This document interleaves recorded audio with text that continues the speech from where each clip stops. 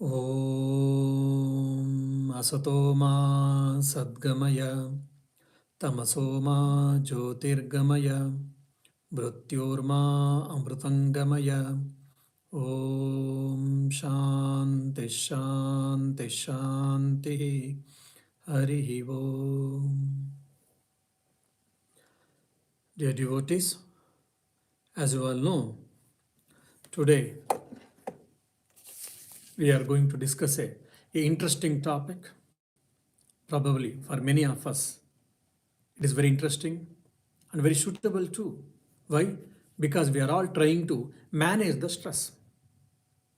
There are a number of people who have asked me, who have approached me, who have approached me, how to manage the stress, Swamiji? How to manage the stress, Swamiji?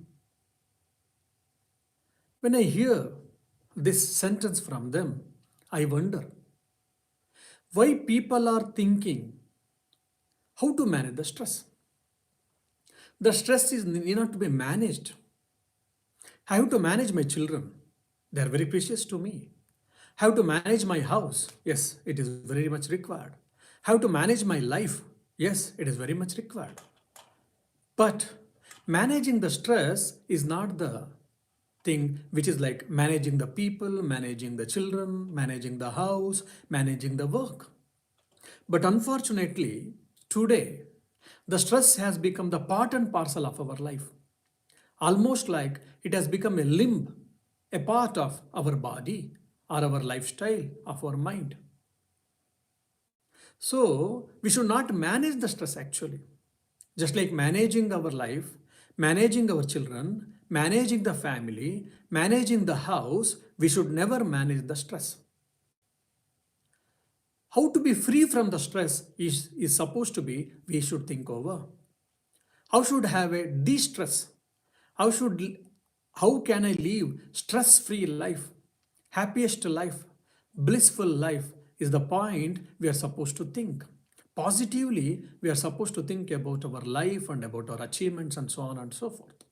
So we are not supposed to think how to manage the stress. So stress is not supposed to be managed, rather stress-free life has to be led. So this is a very important thing we have to understand. And why do we feel stress at all? All of us, we need some stress for our life. Otherwise, life doesn't go. For an example, there's a gravitational force in the earth.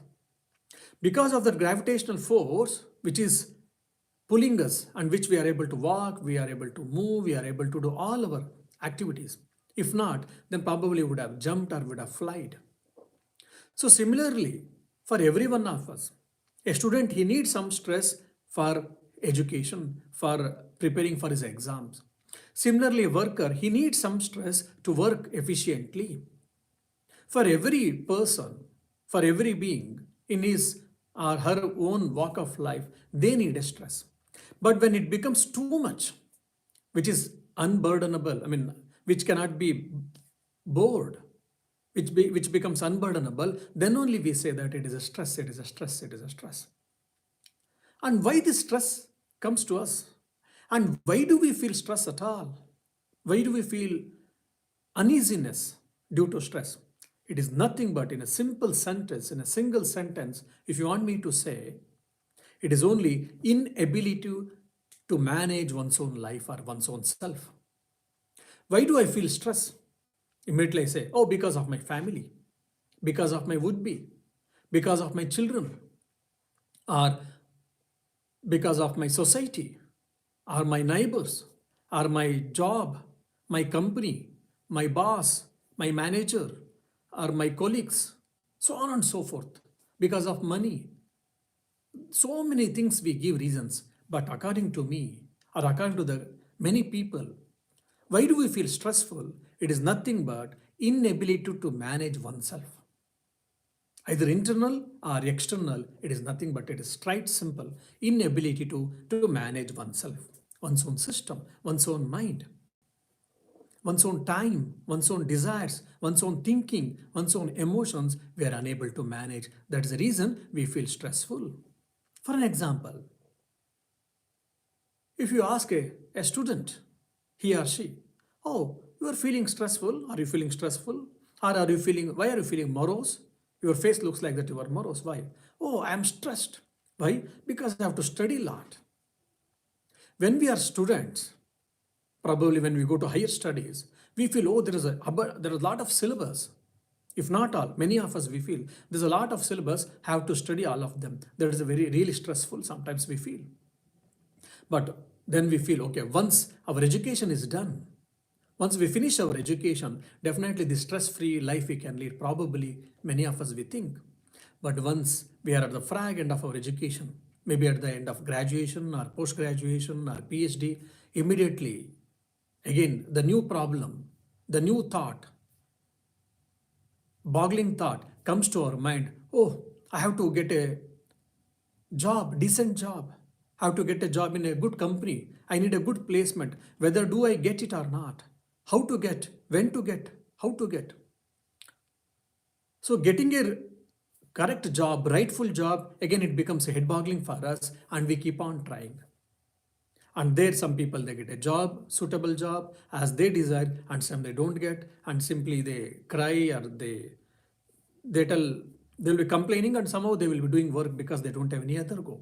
And some they don't have a job, they'll be crying, or they'll be feeling that if I get one job, a decent job, my life is settled, will be settled, I don't need anything else.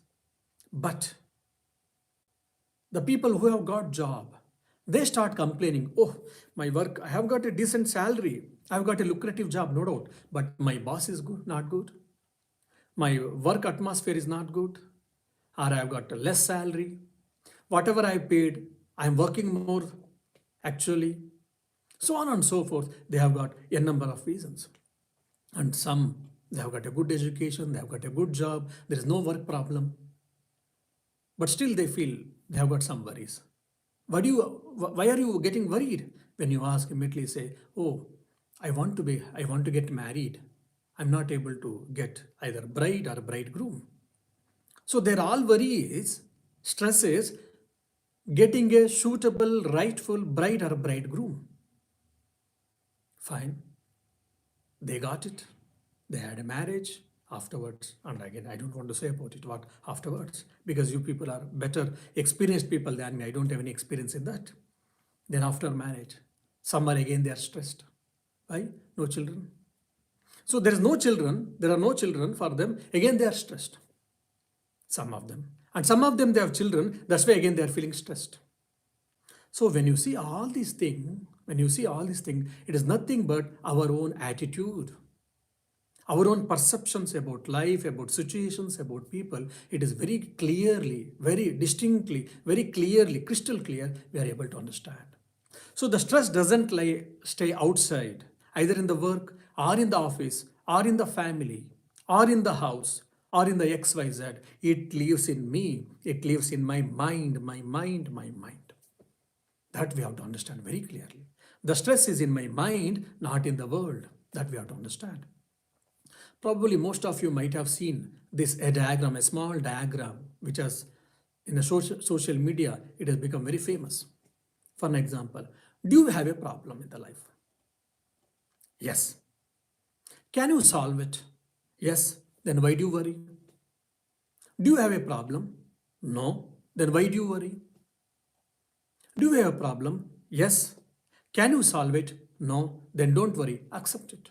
So only three possibilities. Do you have got a problem? No. Then don't worry. There is no problem. Then there is no, don't worry. Then second is, have you got a problem? Yes. Can you solve it? Yes. Then solve it. Then no problem. No worry. There should be no reason for worry. The third part is, have you got a problem? Yes. Can you solve it? No, I am unable to. Then either accept it or try to rise yourself. That's what the question. So only three possibilities in the life, but the life is simple, but we make it complicated. We have got only three options. One is, have you got problem? No, then don't worry. Have you got problem? Yes. Can you solve? Yes. Then solve it. Then don't worry. Have you got problem? Yes. Can you solve? No. Either you accept or you try to find out the solution, raise yourself to the necessary, and you solve your problem. That's it. But unfortunately, we don't think rationally, logically, simply, because we are not simple, we are complicated. We mess up things actually. Though life is not complicated, the world is not complicated, but we are complicated. Our mind is complicated, so we mess up things. The simple problems, whatever is possible, we make it complicate, we make web like, and we feel struggle and we suffer and we feel that as if we are holding a Mount Everest on our shoulders. This is what our problem is. So, this we have to understand very clearly. And the one more important point is the stress is relative. Whenever, if I complain, what is the stress according to me, and the same thing, it may not be for you. You may laugh at me. For this, you are you feeling stress. You are childish. Your arguments are childish, rubbish. You may say that. So the stress is very relative. It is very important. We have to understand. Say for an example, I am working 10 hours. So it is head boggling. I feel tired. No, it should be 7 or 8 hours. And for another guy who is working for 10 hours, he will never feel that it is a head boggling or it is a stressful. It is okay. Because I'm getting a job, I have got a decent job, I have got a good salary, and my workplace is nice. So there is no problem. 10 hours working is no problem. So for a person, 10 hours working is a problem, and for someone, 10 hours working is not a problem. You see? So the stress is relative, we have to understand. And also, we should start enjoying our life. We start enjoying our work. That is best, more important. Today, we are all waiting for the weekend. Why? Because on Saturday, Sunday, I have to be free. I want to have a merrymaking. I want to go for picnic. I want to go for outing. I don't say that you don't go. Definitely, family get together, friends get together, etc., etc. You enjoy your life, no doubt. But we wait for Saturday and Sunday and we miss all these 5 days. Why? The work is cumbersome for me. The work is burden for me. Instead of that, if I can take the work, is giving not only giving me bread and butter, it is not only giving me livelihood, and it is shaping my character. It is shaping my personality. It is a wonderful tool by which my personality can be broomed or groomed. That's beautifully explained by Swami Vivekananda in his Karma Yoga lecture in the first chapter, Karma and its effect on character. It's a masterpiece. Every one of us we should read. The karma has a greatest role in everyone's life to play. Why we have to work? If you ask, we say that, oh, it is for bread and butter, it is for livelihood. We say it is not so actually. It creates your personality. The karma is creating the society. The karma is creating the civilization. The karma is making a person dull. The karma is making someone as intelligent. The karma is making someone successful, and karma is making someone failed person. But unfortunately, the effect of karma, that is action in everyone's life, we are not aware. So in the whatever, either you are working in a company, IT company, or you are a teacher, or you are a doctor, or you are an engineer, you are a monk, you are a philanthropist, whatever work you may be doing in any part of your life, in any walk of your life, it has got tremendous impact on at individual level and at the cosmos level, at the society level. If you can take it and if you can enjoy it, then you don't need or you don't wait for Saturday and Sunday to go outing. So you have to start enjoying the life. You start enjoying your work. You start enjoying your family. That's what we need, positive outlook. So afterwards I will discuss more about it. So the stress is relative. Dear devotees, we have to understand. So if I complain, the same person, the next person, either my neighbor or my colleague or my friend or my relative or my member of the family, feel that I don't think any problem in that with this. So the stress is very relative. Before complaining that I am stressful, for whatever the reason may be, I should sit and with calm mind and I should think that whether I should boggle my mind for this. Is it a matter to be thought over? Is it a matter for the stress? Which is creating more stress in me, is we have to think. And for me, according to me, the one more vital point in our life is lack of clarity. What do I want is very, very important. Most of us, we don't know that. What do I want? Just like in the Indian scenario, they say there's a flock of sheep. One sheep goes in a particular direction, and the whole flock it follows it. So similarly, even we also, because my neighbor did something, I will also do. My friend did something, my friend followed the particular path, I will also go. So like that, it is a mob psychology we say in the psychology language. Mob psychology we have got. Simply we follow it. We don't think. For an example, my friend, whatever he or she likes, it may not be same thing for me. So what do I want? What do I like? And what is my personality? What is my thinking? What is my desires? And what is my passion? We don't think at all. The whole problem is this. Because we are living unconscious life. That is the reason, for an example. Same thing probably it happened in my life. In a post-graduation, my teacher said to take a particular subject. He said, if you study, you are a good student, you are a studious student, you take that particular subject so that if you can excel, then you will get your lucrative job and your life is settled. Your life will be settled. I said, thank you, sir, for your opinion, for your guidance, and for your directions. But I'm sorry to say, I will not take that particular subject. He was astounded. He said, why? Because I don't like that subject. Then he asked, what do you like? I said, I like some other subject. He said, oh, if that subject is good, no doubt. Subject is interesting, no doubt. But if you take, your life will go into ditch. You will have a problem. You may not have a job. You will not have a life settled. That's the reason I ask you not to take, and your life will be ruined. But I said, sir, that subject is dear to my heart. Please allow me to take that particular subject. Then he cursed me literally. It is not because really cursed, but he got annoyed on me, and he said, okay, your life will be ruined. Whatever you want to do and go to hell, he said. Then I said, okay, sir, thank you. And I said and came out. And I did pursue whatever the subject I wanted. But when I stood first in the university at the PG, the same teacher, he was the first person who came and he hugged me and he said, okay, oh, you have seen your day and you proved yourself what you are. Because I had a very clarity about my life, what do I want? That's the reason the study, 8 hours I studied, or 10 hours I studied, or 12 hours I studied, or 4 hours I studied during my PG, it was never cumbersome for me. So that's the reason it is very, very important for all of us. What do I want in my life? This clarity of thought is very, very important. And why do I feel stressful? If, for an example, because my teacher or my lecturer or my professor told, and he said that because it's a lucrative job which I will be getting in the future, if I had taken that subject, it would have been stressful for me because which is not dear to my heart. It is not my cup of tea. So same thing happens in most of us. Everyone, we have got our own syllabus, but we try to copy someone's syllabus. We are supposed to follow the great people, no doubt, but we are not supposed to imitate people. So that's what there is a lot of difference between following and imitating. We try to imitate someone's syllabus and we get into ditch. We get into problem. For an example, before my coming 4 months before, a student, a young chap came in Mysore where I was staying in a monastery in India.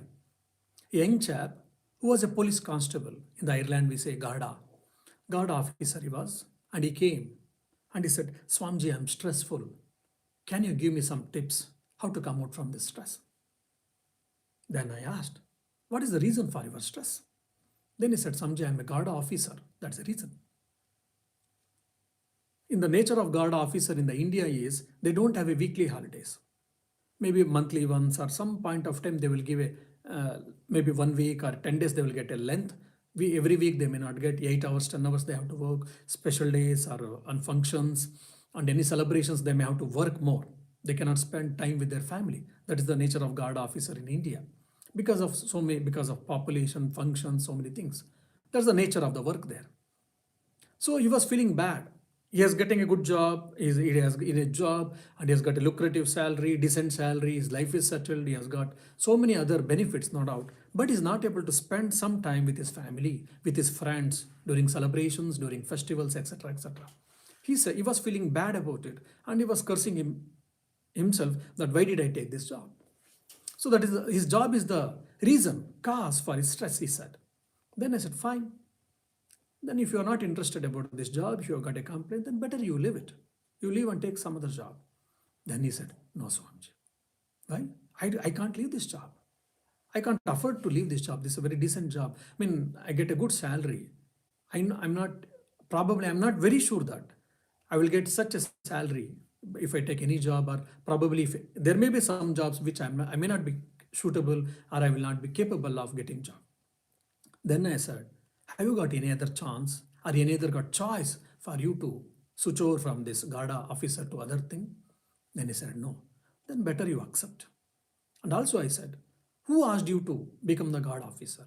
He said, I wished it, Swamiji. And you wished and you studied. In India, there's a competitive exam for that. For this exam, for some 8 lakhs or 10 lakh people, they read and they write and they appear for years together. And you were the one of the chosen among the 8 lakh students in the Karnataka at least, that you got selected, and you should feel happy about it. And there are your friends, your own friends, where they're struggling to enter, but at the God's grace and your effort, self-effort, you have got in 1 or 2 attempts itself, you have become the guard officer, and your family, your friends, everyone is happy about it, isn't it? Then he said, yes. So before taking this job, you should have inquired about it, and you should have well thought about it. What is the nature of the profession? What the profession demands from me, you should have thought over, and you should have applied for that, and you should have tried. Instead of that, because there is a lucrative, it is a decent job, or you got a good salary, good package, you went inside, and without knowing that or without thinking properly, and now if you complain, there is no point in that. Then he said, yes, and it is better to accept, he said, and event. So we don't have a clarity of thought about our life, about what do we want, or about the path which we are going to take, and what is the nature, and what is the strength, and what is the weakness, what is the positive side and what is the negative side of it. We are not sure about it. That is the reason we feel stressful.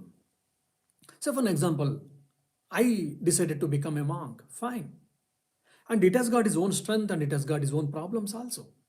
Like any civilian who goes and makes a merrymaking, I cannot do it. I'm not supposed to do it also.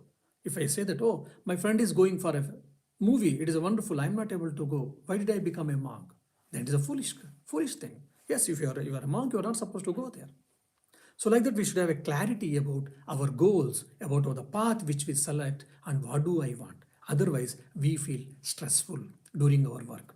Whatever we feel, most of us stress during our work because of lack of clarity. And also, there's a difference between expectations and the fact. Our expectations and my capacity, there's a lot of difference. Most of us, we don't understand. And what do I mean by that? For probably I'll give an example, which is this problem most of us we face in day-to-day life. I wish, I desire that I have to get up every day at 5 o'clock.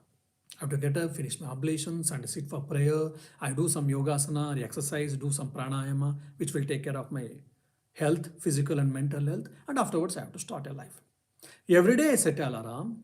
I keep an alarm very sincerely, very religiously I keep an alarm, and very religiously I put off and I sleep and get up at 7 o'clock. And every day I cry, I creep, I lament, oh, today also I couldn't get up. I'm supposed to get up at 5 o'clock.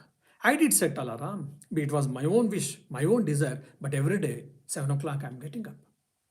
Who is the reason for that? I am the reason for that. Expectation is getting up at 5 o'clock, and the fact is I'm getting up at 7 o'clock, and there's a lot of difference, between 2 hours difference is there. And I lament, I cry, or I say, no, I'm trying so much, but I'm not able to. Here we need a will.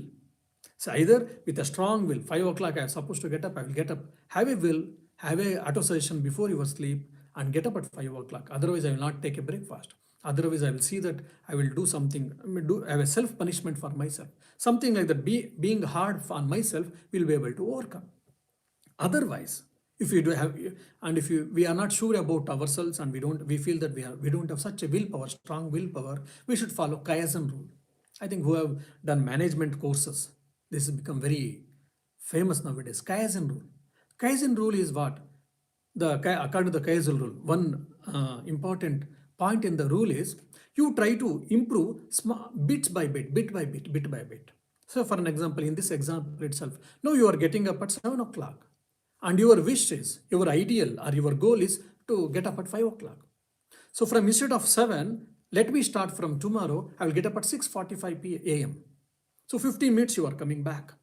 Then after 2 or 3 or after a week, then again I will start getting up at 6:30. After 2 or 3 or after 7 days or 8 days or whatever, according to my capacity, then again I will start at 6:15, then 6, then 5:45, 5:30, 5:15, 5. Like this, trying to improve myself in a bits, small bits, if we can do, then definitely in a long run or in the due course of time, we'll be able to achieve. We don't do, but instead of that, we simply lament things. And one more stress, according to me, is lethargy. For an example, I've got some work to do. I know, I'm very sure about it, and I'm very clear about it. But due to lethargy, procrastination, we do it. Okay, anyhow, we have got 3 days. Let me do it. And tomorrow, the third day came. And fortunately or unfortunately, one more work came that day. A new work was added, which I'm supposed to do. The new work and the old work, I feel stressful. Oh, all the problems is there in my life. I don't know why God is so cruel on me. See, already I had a one work and one more new work has come and 2 works are there. Now I am unable to manage. I feel stressful. I may shout on my parents or on my children or on my family members or either in the office, on colleagues or on myself. If I had checked my lethargy, if I had checked my procrastination, if I had finished my work where I had enough time, the new work, even if I had got, then there would not have been a problem. So due to negligence, due to lethargy, due to procrastination, we keep postponing things under the frag end we want to do, and we feel very intelligent at that time. We feel minute to minute program, just like a Prime Minister of India or a Prime Minister, President of the country, they do have minute to minute itinerary. Similarly, we said, okay, this time, this much is enough, this much, and blah, blah, and we have, and everything goes in problem, and we get stressed, etc., because of lethargy, and we feel oversmart that time. So that is what we have to understand. And the greatest thing is prioritize things, very important. I have got 4 works I have to do today. Fine. All 4 works are very important. I have to finish it. All the 4 tasks I have to complete, no doubt. But set the priorities. Among the 4 work, which I have to do first, which I can do second, which I have to do third, which I have to do fourth. We don't do it. This is a great mistake. And what is the rationale behind it? What is the yardstick to decide, Swamiji, you may ask? According to me, see, something is depending on you solely. You have to do work and it is not depending on anyone. It is depending on you solely. That means you can take some liberty there. And some work has to be done where a group of people is involved. If you're working in an office, it is a office people, everyone is included there. Or you are working in a school, your all colleagues and all other teachers are involved. Or in the house, all family members are involved in this work. It is not only you. So when this type of problem or when this type of work comes, definitely you should prioritize for the work which everyone is involved. Because everyone has got their own problems, their own life, their own lifestyle, their own works. So better you take the first work which is everyone involved, you finish it, and the work which you solely depend, you can do at any time whenever you want. That's the one thing yardstick account which I would like to suggest. The other is time-bound actions. All the 4, I have to finish it today, no doubt. The something is immediately I have to do it. Otherwise, there will be disaster. And some maybe half an hour, or 1 hour, or 2 hours afterwards I can do. And some work maybe 6 hours after 7 hours, even if I do, probably I can manage. So like a time-bound actions will be there, which is very immediate and very urgent. Some are afterwards and some are it can be delayed. So this also we can think. And more than all of these things, we should have a positive outlook about our life and about our work and about a people, about the world, etc., etc. But unfortunately, most of us, we are pessimistic. We are optimistic, we are supposed to be. We need not to be over-optimistic also. I don't say no. We have to accept the facts. But many times, we become a pessimistic. I think there's a beautiful example for this optimistic and pessimistic. You get a glass where it is filled with water. But the glass it is only half is, the water is filled only half. If you take a glass which is filled half, the water is filled half, and if you take for optimistic or we'll take first pessimistic. If you go for pessimistic and if you ask him, how do you explain this? He said, okay, there is half glass is empty, he says. Half glass is empty, he says. The optimistic person, he says that, okay, half glass of water is there. The pessimistic person, he says that half glass is empty, and the optimistic person is, he says that there is a half glass of water at least. And practicalist, according to me, practimistic or practicalist, according to me, it is only, I have coined this word. A practical person, a right person, a factual person who sees the facts, what he says. If they ask, definitely will say a glass half is filled with water and half is filled with the air. A glass, half of the glass is filled with the water and the half portion is filled with the air. So this is the fact actually. So we shall try to learn the facts. We should try to see the things as it is. This is what I mean positive outlook. Instead of that, always we think negatively. No, it is not possible. It may happen, it may not happen, etc., etc. As a result, we make ourselves weak, either physically, or mentally, or intellectually, or emotionally. We feel we are weak. The Swami Vivekananda says, teach yourself. You are that Brahman, you are the divine principle. By that, power will come, glory will come, everything will come, and in this universe, nothing can stop you. If you are a self-awakened person, nothing can stop you for your progress, the Swami Vivekananda says. But why we are not able to have such type of Vedantic outlook? This Vedantic outlook is the best example or the best outlook for all of us to to handle our stress, either in the personal life or in the professional life, or in the external life, or in the internal life, or in the empirical life, or in the spiritual life. So Vedantic outlook we should have. We are a divine principle. We are not body. We are not mind, we have heard. We are not intellect, we have heard. We are not emotions, we have heard. We are Atman, we are Brahman, we are hearing. Thousands of years onwards, and especially who have studied Oriental philosophy, Indian philosophy, and especially Upanishads, Gita and all. Yes, fine. I am Atman, I am Brahman. That means what? I am divine principle, which has got infinite possibilities, but we don't understand. We don't think in this way. And the moment when we have got a Vedantic outlook, you can do anything and everything. Now, the question may come to you. The Vedantic outlook, it is something new, fine. We had heard that Atman, Brahman, etc., Satchit, Ananda, Swarupa, existence, consciousness, bliss, absolute. But practically we can use that to tackle our life. It is a new thing probably. But can you give an example? Is it just it is an hypothetical argument, or it is mere imagination, or it is mere just thinking, or it can be done in the life? We have got a beautiful example where I think in the Vedantic Upanishad, we get the example of life of Janaka, the life of King Janaka.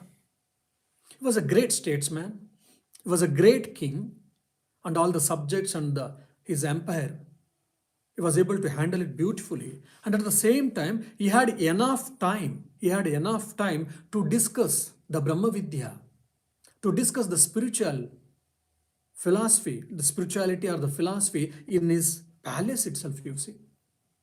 According to us, the king can be the busiest person in the life actually, because he has to take care of the entire kingdom, entire empire, and he had enough time to discuss the suprasensual things or the philosophy or the Vedanta or about God or about the nature of the soul, nature of the God, etc., etc. How? Because he had set the priorities, he was managing himself in a beautiful way. Means he was managing his mind, he was managing his life. That's the reason he dedicated his life, time, mind, body, energy to take care of the empire, and as well as to take care of his own soul or to take care of his personal life, whatever so. So if we have got this Vedantic outlook, we can manage ourselves. For this even we can take the help of 4 yogas. Karma Yoga, we know, the path of selfless action. Bhakti Yoga, the path of devotion. Raja Yoga, it can be also called Dhyana Yoga, path of meditation. And the fourth is Gnana Yoga, the path of knowledge. Now you may ask, Swami, the four yogas are meant for self-realization, we had heard. Atma Sakshatkar or Bhagavat Sakshatkar, God realization or self-realization, the four yogas are meant. So do you mean that these four yogas are also meant for distress? Actually, you are right. These four yogas are meant for God realization or self-realization, but as a corollary or as a byproduct, we can take these four paths also to de-stress our life or to improve our qualitative life. We are always bothered about our quantitative life. We are not bothered about our qualitative life, which is very, very important. How? Probably I will take one example today. I will not be able to take all the four examples. Today, one example I would like to have. Dhyana yoga, which is meditation, is becoming very famous today. Yoga and meditation, not only in the India or in the East, even in the West. Lot of yoga centers, meditation centers have come. Either Indian meditation, Vedantic meditation, yogic meditation, Buddhist meditation, Vipassana, Zen, so on and so forth. This is the Raja, it is a part of Raja Yoga. It is a part of Dhyana Yoga. Why should we meditate? What we do achieve by meditating? By meditation, what happens? You become calm. Your mind becomes calm. When my mind becomes calm, what happens? For an example, there's a huge vessel, big vessel. In the vessel, you are doing something. Suddenly, a pen fell down. Because it was a huge vessel and a pen has fallen there and the water is also shaky, you are not able to see whether the pen has fallen or not, even if it has fallen, where it is. Then you allow for some time.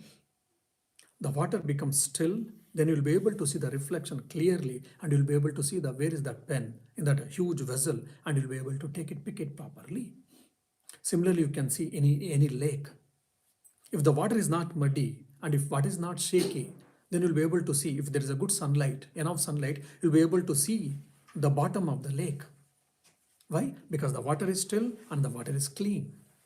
So similarly, when our mind is calm, when our mind, we have got a composed nature, what happens? We'll be able to think what is right, what is wrong.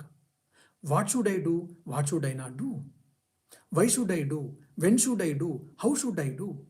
And when should I not do? How should I not do? Why should I not do? All these things also will be able to understand. That's the first and foremost. This is what we say, discrimination or viveka. And the second is, when your mind is calm, again from spiritual angle, if you see, you'll be able to experience the reality. That's what in Patanjali Yoga Sutra they say, drashtu. You'll be able to see your drashta. Who am I? I am the knower, I am the experiencer, and I am not the experienced. The mind is experienced, the body is experienced, the world is experienced, the worldly objects are experienced, and I am the experiencer. But unfortunately, the experiencer and the experienced are getting confused, baffled. That's why we are suffering. When my mind is calm, I will be able to, with the help of reflective consciousness, Chidabhasa, we say, with the help of reflective consciousness, we'll be able to see, understand that I am the experiencer, not the experienced. This is the highest understanding, the spiritual philosophy. Otherwise, because when your mind is calm, what happens? The vrittis, whatever we say, thoughts, we say, thousands of thoughts will be coming over the mind, in everyone's mind, in generally, in an uncontrolled mind, in every minute. When your mind is calm, the amount of thoughts, vrittis, will be lessened. Instead of getting 1,000 thoughts, probably you may be getting 200 or 100 or 300 or 400. So what? By that, you will be able to save your mental energy. For an example, probably if you see in the life of Sri Ramakrishna, Sri Ramakrishna is a God, is incarnation, don't take an example. Okay, we'll take an example of life. Swami Turiyanandji was one of the monastic disciple, apostle of Sri Ramakrishna. In his life, we can see he used to sleep very less. 1 hour, half an hour, 2 hours, maybe. And he never had any problem, health problem. And he never had any mental issues. He never had any emotional issues. He never had any physical health problems. Why? Because he was a great yogi and he used to have a good meditation. We all sit with the closed eyes. It is not meditation. Real meditation I'm speaking. His mind was concentrated. He had a meditation. As a result, sleep was not required much. Half an hour, 1 hour is enough for him so that his body used to be feel relaxed and healthy. So, but whereas the undisturbed mind, the more the mind is disturbed, we need more and more rest. We need more and more relaxation, and our energy goes down. And the work which can be completed in half an hour, we may take 2 hours, and it is a waste of time. And for that, again, you may feel stressful. And when mind is calm and when mind is clear, your judgments, your decisions, your thinking, everything, you'll be able to do it properly. Some of the time we think whether should I go or not, whether should I go or not. For half a day I will be spending time to decide something because my mind is not clear, my mind is not calm. And also again thinking is clear, then I'll be able to set the priorities properly, which I should do first, as already I told, which I should do second, etc. etc. And also we don't do overthinking also when my mind is calm. Because we'll be able to understand, yes, this is right and this is not right. I should do like this or I should not do like this. So decision making, judgment faculty, whatever we say, everything is possible. And today, for this, one is meditation. The other is yoga nidra is told very much today. Even in India, of course, 2500 years before itself, Patanjali discusses about it. And the Narayana, the Lord Vishnu, he always, reclines on the Vasuki, on the serpent in the particular fashion. So what he is closing his eyes and is lying on the snake. What is he doing? If you ask, we all say the Puranas, the mythology stories, they say that he's in Yoga Nidra. This Yoga Nidra is a very unique concept, a very beautiful concept. And also today, I think in the psychology, Benen's relaxation response, it is a scientific phenomenon today. It has been clinically proved by Yoga Nidra. Your body and your mind gets calm. But probably for that complete Yoga Nidra, it needs around 45 minutes. Probably I'll tell a simple Yoga Nidra technique today. I'll be telling wherever you are there. Actually, you are supposed to do Shavasana in your practice, but probably if you are hearing and if you go to Shavasana, I'll be the only person active here and everyone goes to sleep. So that please don't do Shavasana. Wherever you are sitting, just sit with all relaxation, without any tight. And I will probably teach you today, or I will explain Yoga Nidra in a short, in a brief manner. In forthcoming days, when time permits and Guru Maharaj grace is there, we shall go for the detailed Yoga Nidra. And why should you do Yoga Nidra? Because it gives lot of relaxation for your body and as well as for your mind. So we shall all sit straight. But see that you don't keep your body too much tight. And if you have got any things on your lap, keep it aside. Inhale three to 5 times from the both nostrils without making any sound, without putting pressure. Just inhale 3 to 5 times. Inhale and exhale.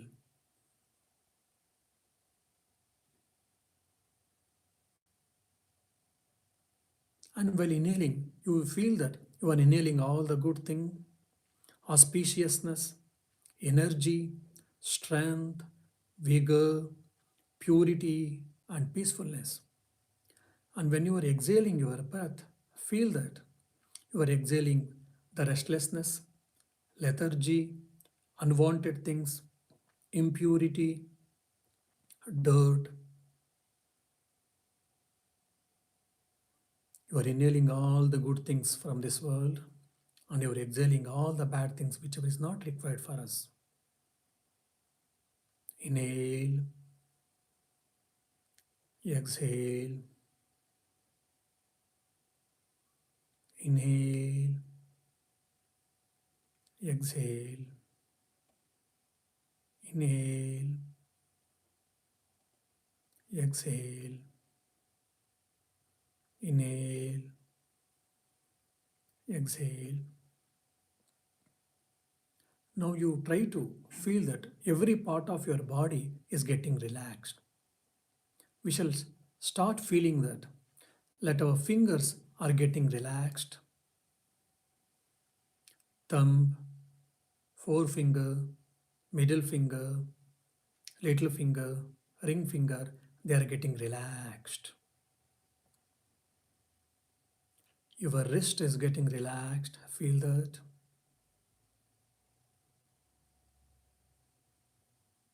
Your left hand is getting relaxed. Your elbow is getting relaxed. Your left arm is getting relaxed. Similarly, with the right hand side, all the five fingers they are getting relaxed. Wrist is getting relaxed. The elbow portion is also getting relaxed. And your arm, complete, both arms, both hands are getting relaxed.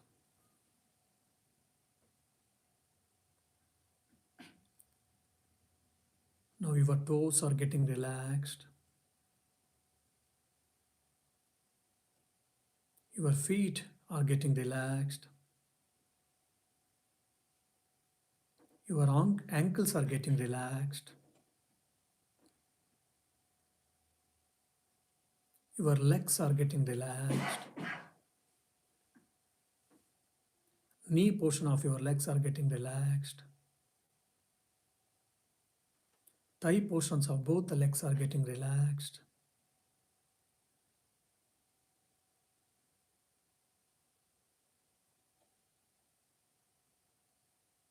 You are having rhythmic breathing now, and your hands and legs are getting relaxed.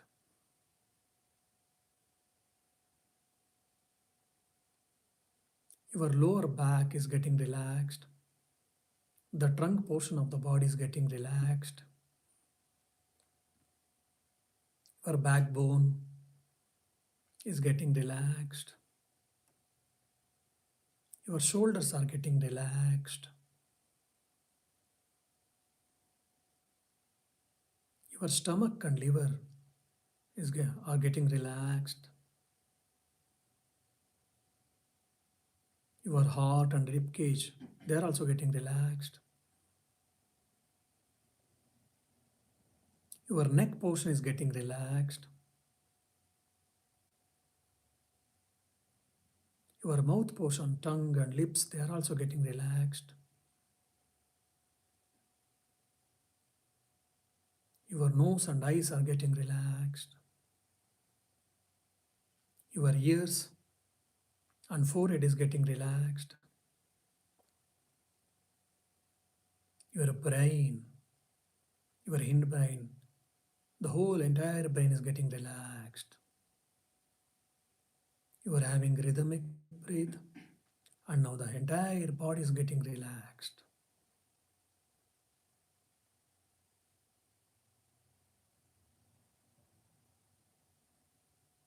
Your body is getting complete rest now.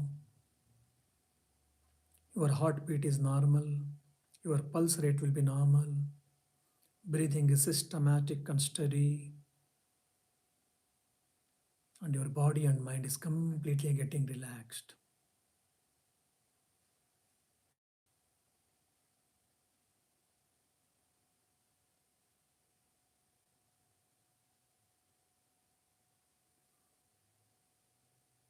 I will chant 3 to 5 times Omkar.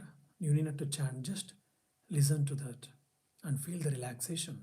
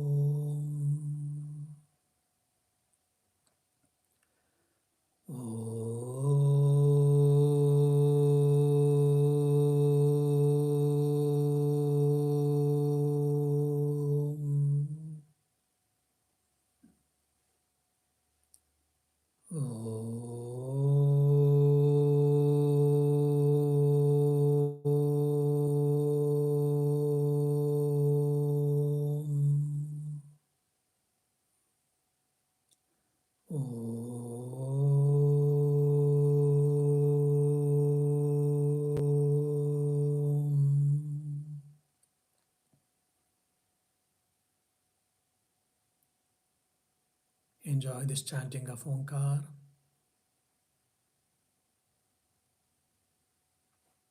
and try to hear whatever the sound, if anything is happening in this room, wherever you are staying,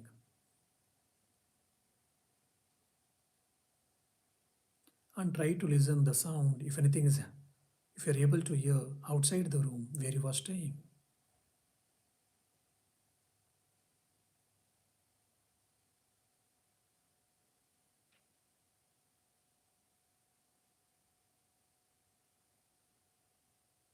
And now feel that you are full of energy, you've got lot of vigor, strength, by which you can achieve anything and everything. You are not weak, you are strong. You can do anything and everything. Such a capacity, every one of us we have got. Feel that you are the embodiment of strength, vigor, auspiciousness. You are calm, quiet, serene. Enjoy this calmness. Enjoy this peaceful mind.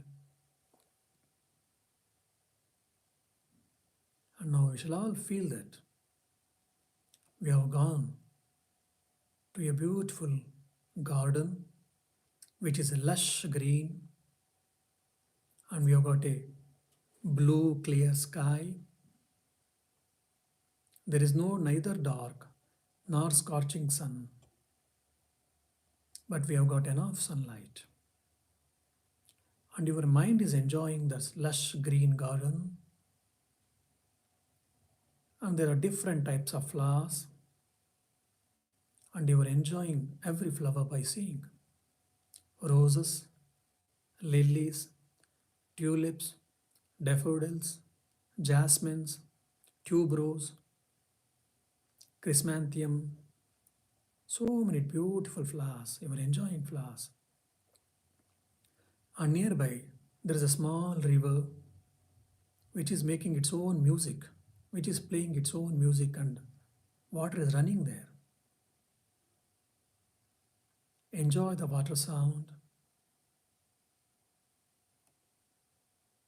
enjoying the cool and fragrant breeze in that garden.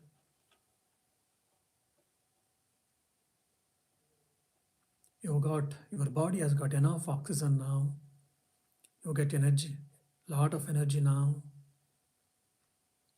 And with a clear sky, the beautiful sunlight and lush green garden, good fragrance, beautiful flowers and river, by seeing that, your body and mind is feeling fresh, your mind is enthusiastic.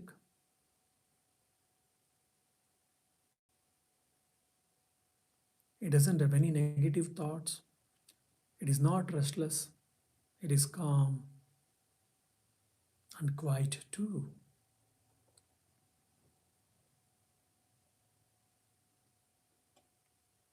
Now slowly you are coming out from that garden, and you are in the room wherever you were there before this Yoga Nidra.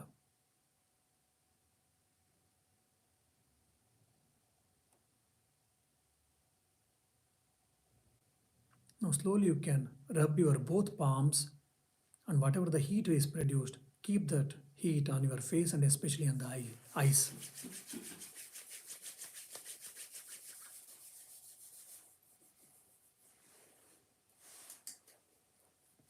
Now slowly, gently you can open your eyes. If you've got time, you can listen to some good music, soft music every day. If you can practice this for 10-15 minutes at least every day, your mind gets calm and lot of stress will be reduced, and you'll be able to handle your mind and your life in a better way. This is one of the technique Yoga Nidra, which it goes for 45 minutes, 50 minutes generally. But in a short form, I've given around 10-15 minutes. And also we can do pranayama, we can do exercise, we can do good thinking, simple living and good thinking. All these things will help us to de-stress ourselves. So we should not manage the stress. Instead of that, according to me, we should get de-stress. Managing life, Managing personality, managing the family, managing the children is all very important, no doubt. But managing the stress is not a right attitude, according to me. Rather, we should have a de stress. So let us all pray to the Almighty, to our chosen deity, and to our own soul that let us have more and more energy, so that let us have a de stress and stress free life, and let us enjoy our life every bit and every moment.